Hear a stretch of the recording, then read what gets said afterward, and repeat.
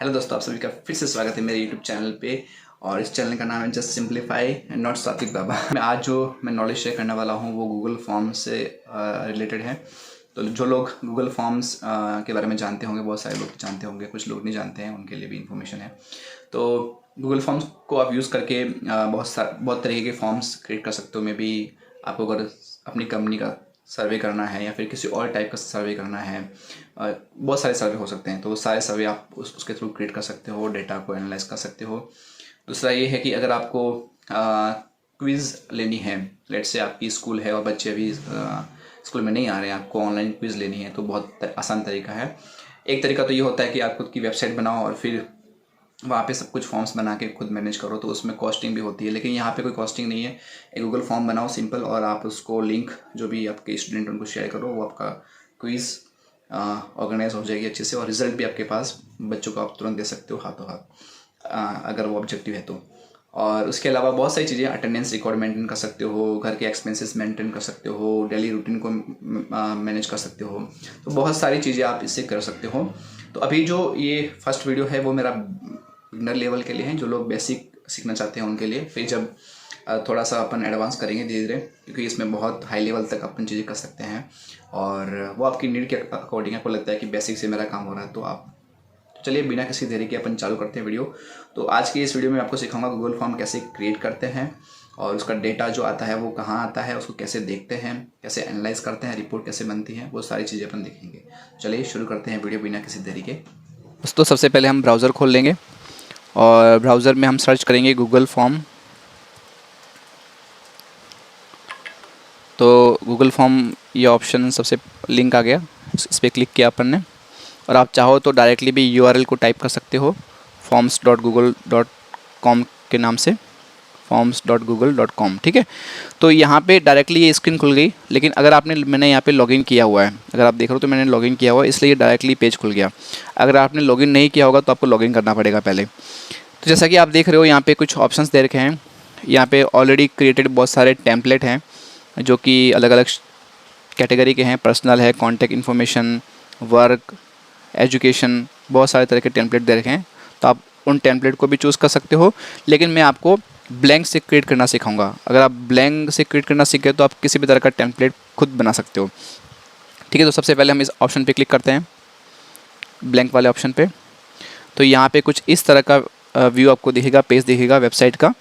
और यहाँ पे सबसे पहला जो आता है टेक्स्ट बॉक्स, वो आता है टाइटल का, कि आपके फॉर्म का टाइटल क्या है। कोई भी यूज़र जब फॉर्म को देखेगा तो किस नाम से खुलेगा। तो जैसे कि हम एक फीडबैक फॉर्म बना रहे हैं, तो फीडबैक फॉर्म हमने लिख दिया।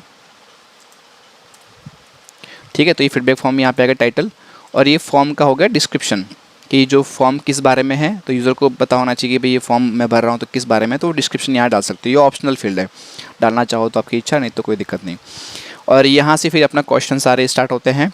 और ये रेस्पॉन्स का टैब है जहाँ पे सारे रेस्पॉन्स का व्यू दिखेगा। ये कुछ सेटिंग्स हैं जो अपने को फॉर्म से रिलेटेड सेटिंग्स है, जो मैं आपको अलग वीडियो में बताऊँगा कि सेटिंग्स कैसे करनी है।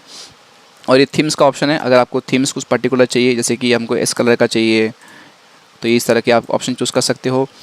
चूज़ इमेज के अंदर अगर आपको लगता है कि ऊपर जो हेडर है, जो ये दिख रहा है ये वाला हेडर, इसके ऊपर कोई पर्टिकुलर एक यूआई दिखना चाहिए अच्छा सा, तो आप इमेज भी चूज़ कर सकते हो।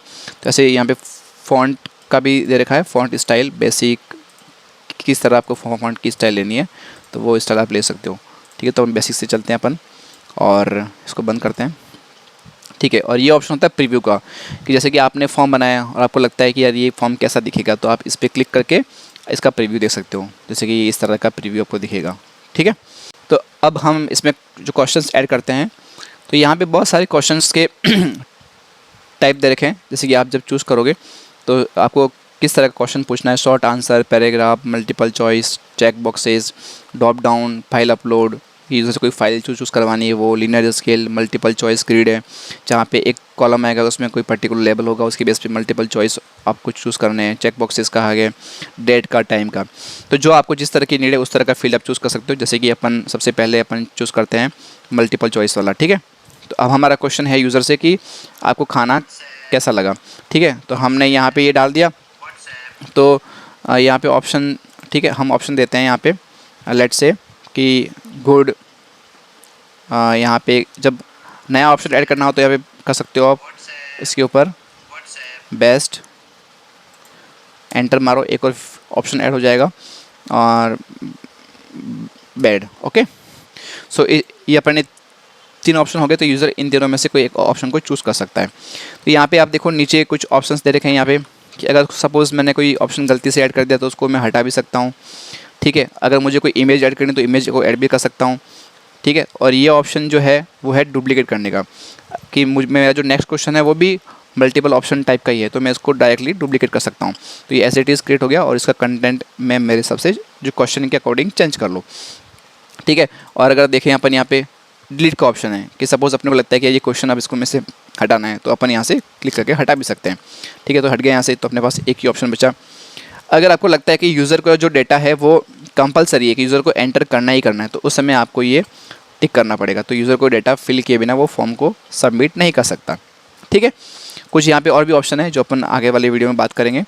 तो ठीक है, अब अपन लेट से कुछ फटाफट से क्वेश्चन ऐड कर लेते हैं। ये मल्टीपल टाइप का है, अब चेक बॉक्सेस का कर लेते हैं।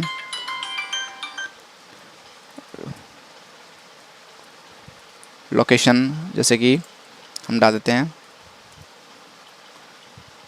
यहाँ पे हमने हमारा एंटर चूज़ किया, यहाँ पे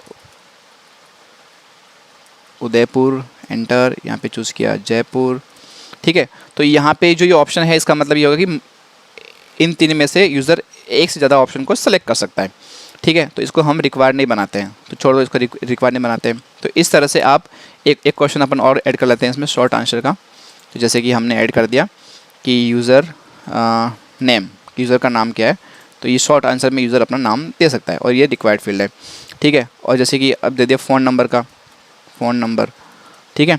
तो यहाँ पे भी हम का जो आंसर है वो शॉर्ट टाइप का आंसर है, ठीक है। तो ये इस तरह से हमने एक फॉर्म बना लिया। अब हमें चेक करना है कि फॉर्म दिखता कैसा है, तो हम इस पर क्लिक करते हैं, जो ऑप्शन था प्रीव्यू वाला। तो आप देखो ये फॉर्म बन के तैयार हो गया, एकदम रेडी क्लीन, एकदम बढ़िया सा फॉर्म बना है। तो इसमें हाउ वाज द फूड ये चूज़ किया ओपन ऑप्शन, लोकेशन चूज़ कर ली, मल्टीपल चूज़ कर सकते हैं अपन, लेकिन यहाँ पे अपने को एक ही ऑप्शन चूज़ करने का ऑप्शन मिलेगा, और यहाँ मल्टीपल चूज़ कर सकते हैं। नेम अपन डाल सकते हैं यहाँ पे, ये रिक्वायर्ड फील्ड है, इसके बिना ये सबमिट नहीं करने देगा। देखो ये ऐसा आ जाता है, this is the required question. Phone number require नहीं है तो ये नहीं पूछेगा इसके लिए, देखो कुछ नहीं पूछा। अगर हम ब्लैंक भी रखेंगे तो भी इसके ऊपर कुछ नहीं आएगा। अगर हम यहाँ पे, ठीक है, तो अगर हम क्लियर कर तो फॉर्म को क्लियर करते हैं, अगर यूज़र और इसमें से कोई ऑप्शन चूज़ नहीं करेंगे तो यहाँ भी आएगा, क्योंकि इसको भी अपन ने रिक्वायर बनाया था, ठीक है। तो ये अच्छी चीज़ है, जो अपने को डेटा चाहिए वो अपन यूज़र से मांग सकते हैं, ठीक है। तो अब ये तो हो गया प्रीव्यू। अब चलते हैं अपन कि जो यूज़र डेटा फिल करेगा तो डेटा कहाँ पे आएगा। तो डेटा आएगा, आप अगर जाओगे रेस्पॉन्सेस के अंदर, तो रेस्पॉन्सेस में सबसे पहला ऑप्शन आपको दिख रहा होगा क्रिएट स्प्रेडशीट। जब आप इस पर क्लिक करोगे तो यहाँ पे आपको 2 ऑप्शन दिख रहे हैं, इसमें से एक ऑप्शन आप चूज़ कर सकते हो। कि पहला ऑप्शन है क्रिएट अ न्यू स्प्रेडशीट। इसका मतलब ये है कि आपको एक नई स्प्रेडशीट बनानी है। जैसे कि हम अगर फॉर्म का लेट से कुछ नाम दे देते हैं, फीडबैक फॉर्म, ठीक है। तो ये इस नाम की एक शीट बना लेगा, और उसके अंदर जो भी यूज़र डेटा डालेगा वो सारा अंदर चला जाएगा। और आपको लगता है कि यार मैंने स्प्रेडशीट पहले बना रखी है और उसमें डेटा चला जाए, तो उसमें से आप ये ऑप्शन चूज़ करोगे सेलेक्ट एग्जिस्टिंग स्प्रेडशीट, और सेलेक्ट का ऑप्शन क्लिक करोगे तो आपके पास वो चूज़ करने का ऑप्शन आ जाएगा। जैसे कि अगर तो ये आपके पास चूज़ करने का ऑप्शन आ गया, ठीक है। तो अपने को ये नहीं करना, अभी अपन नया बनाते हैं। तो अभी अपन पहले फॉर्म का नेम डाल देते हैं यहाँ पे, और फिर इसको रेस्पॉन्स में जाके ऑटोमेटिक नेम यहाँ पे आ गया, ठीक है। तो हमने क्रिएट कर लिया। तो यहाँ पे नई टैब में जो शीट है जहाँ पे डेटा आने वाला है वो क्रिएट हो गई, गूगल ने ऑटोमेटिक वो क्रिएट कर दी। तो यहाँ पे आप देखो, जो हम ये column by default Google add करता है टाइम स्टैम्प। टाइम स्टैम्प का मतलब ये होता है कि उस यूज़र ने वो डेटा किस टाइम पे फिल किया था, उसमें डेट और टाइम दोनों आता है, ठीक है। वो अच्छा भी अपने को ट्रैक रखने के लिए कब डेटा फिल हुआ, कौन सी तारीख को हुआ। ये अपना डेटा यहाँ पे आएगा हाउ वाज फूड के लिए, लोकेशन के लिए, नेम के लिए। तो हम एक फॉर्म भर के देखते हैं एक बार, ठीक है। तो हम प्रीव्यू पे जाएंगे, और यहाँ पे हमको खाना बेस्ट लगा, मैंने बेस्ट पे चूज़ किया। लोकेशन हमने उदयपुर और जयपुर भरी। नेम के अंदर मैं मेरा नाम डाल देता हूँ, लेट से, ठीक है। और फ़ोन नंबर में गलत डालता हूँ, ठीक है। तो ये कर दिया मैंने सबमिट। तो ये सबमिट हो गया। यहाँ पे अगर आपने कोई थैंक्स मैसेज लिखना है तो भी हम यहाँ पे लिख सकते हैं, उसकी भी सेटिंग अलग से होती है, तो वो मैं आपको नेक्स्ट वीडियो में बताऊँगा कैसे करते हैं वो, ठीक है। तो यहाँ पे देखो आप एकदम से डेटा रिफ्लेक्ट हो गया फटाफट से, कोई क्योंकि क्लाउड है, ऑनलाइन है सब कुछ। ये ऐसा नहीं है कि मेरे पास दोनों चीज़ें एक साथ खुली हुई है इसलिए हो रहा है, अगर कोई यूज़र दूसरी जगह से भी भर रहा है तो भी डेटा फटाफट से यहाँ आ जाएगा। तो सारा डेटा यहाँ पे आ जाएगा और फिर अपन उसको आप अगर रेस्पॉन्सेज में जाओगे तो आपके पास इस तरह के कुछ चार्ट्स बन के आ जाएंगे कि जो डेटा को एनालाइज करने के लिए कितने परसेंटेज यूज़र ने डेटा क्या भरा, क्या सही है क्या नहीं है, वो सारे ऑप्शंस कि कितने यूज़र्स ने उदयपुर ऑप्शन चूज़ किया, कितने ने जयपुर चूज़ किया, कितने ने राजसमंद चूज़ किया, राजसमंद में अपन ने चूज़ नहीं किया तो 0 आ गया यहाँ पे, ठीक है। और ये यूज़र के नाम, तो इस तरह से डेटा भर के आ गया। तो ये बेसिक फॉर्म हम लोग इससे क्रिएट कर सकते हैं और थीम का आपको पता लगेगा, आप इसमें खुद ट्राई करके देख सकते हो कैसे थीम अप्लाई करनी है। अब बात करते हैं सबसे लास्ट और इम्पोर्टेंट टॉपिक, जो कि है कि लिंक फॉर्म तो बना लिया, आप शेयर कैसे करें लोगों के साथ में। तो इसके लिए आपको सबसे हाईलाइटेड बटन दिख रहा होगा सेंड का, इसके ऊपर क्लिक करोगे तो आपको कुछ इस तरह की विंडो आपके सामने ओपन होकर आ जाएगी। तो यहाँ पे आप देखो 3 ऑप्शन दे रखे हैं, आप यूज़र को मेल भी कर सकते हो, उनको डायरेक्टली लिंक भी प्रोवाइड कर सकते हो, या फिर आपकी कोई ऑलरेडी वेबसाइट है तो उसके ऊपर आप ये HTML का कोड डाल लो, उससे आपकी लिंक वहाँ पे अवेलेबल हो जाएगी। और 2 ऑप्शन सोशल मीडिया के लिए हैं कि अगर आपको फेसबुक पे डालना है, ट्विटर पे डालना है तो भी आप डाल सकते हो, ठीक है। तो जनरली ये सबसे बेस्ट ऑप्शन होता है लोगों के लिए कि अपन URL को कॉपी करें। जैसे कि मैंने इसको कॉपी किया, अगर मैं इसको यहाँ कोई भी यूज़र इसको खोलेगा अगर या इस पर क्लिक करेगा तो उसको किस तरह का पेज दिखेगा आप देख लीजिए। तो ये उसको इस तरह का पेज दिखेगा, ठीक है। तो ये हो गया फॉर्म का व्यू कैसे शेयर करते हैं। और अगर आपको मेल करना है तो यूज़र्स की ईमेल यहाँ पे डालो, कॉमा से ईमेल्स को सेपरेट कर लेना और यहाँ पे मैसेज डालना है। और ये जो ऑप्शन है इंक्लूड फ्रॉम इन ईमेल, इसका मतलब ये है कि अगर आप ये चाहते हो कि जो यूज़र है उसको अलग से कोई विंडो ओपन ना हो, मेल के अंदर ही सारे ऑप्शंस दिख जाएं और वो मेल के अंदर ही सबमिट करके सेव बटन कर ले, तो वो ये इसको चूज़ करेंगे तो वो यूज़र मेल के थ्रू भी फॉर्म को भर सकता है, ठीक है। और आपको ईमेल्स कलेक्ट करनी है यूज़र से तो आप ये ऑप्शन चूज़ करोगे तो उसको ईमेल डालना कंपलसरी हो जाएगा, ठीक है। तो ये ऑप्शन सारे हैं सेंड करने का, ठीक है। तो जैसे कि अगर यहाँ पे कॉपी कर लिया अपन और सेंड कर सकते हैं, ठीक है। आज की वीडियो में इतना ही, और आगे की वीडियो में मैं आपको थोड़ा सा एडवांस बताऊंगा कि कैसे एडवांस फॉर्म क्रिएट करते हैं, वैलिडेशन कैसे लगाते हैं फॉर्म के ऊपर।